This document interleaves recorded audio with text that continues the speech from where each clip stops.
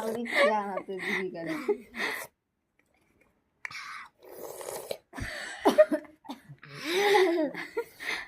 तेरा मामी के मन करा था खाए के तोर सर सर से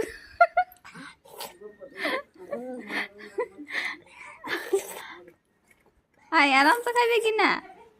कि सर सर खाइबे आराम से खो जल्दी खा के कचौड़ा कल बध आया हमरा कोई घर के सामान दीदी लोग अपना घर के छोड़ कर घर के कुछ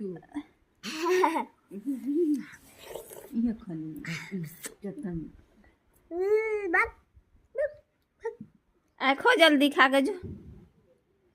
हो पी ले खेले जाए हम खेले नहीं जाए के आंधी उखड़ल बा हम खेले जाए हम खेले जाम तो खेले जाम ठीक बा बोलावा तनी विकास बा के ओकरे से कहिए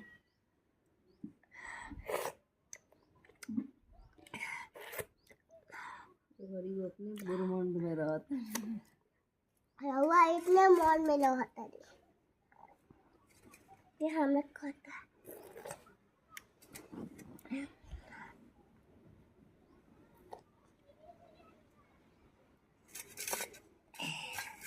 फोन रे हाली सब कपड़ा उपड़ा पर गिरा ले बिया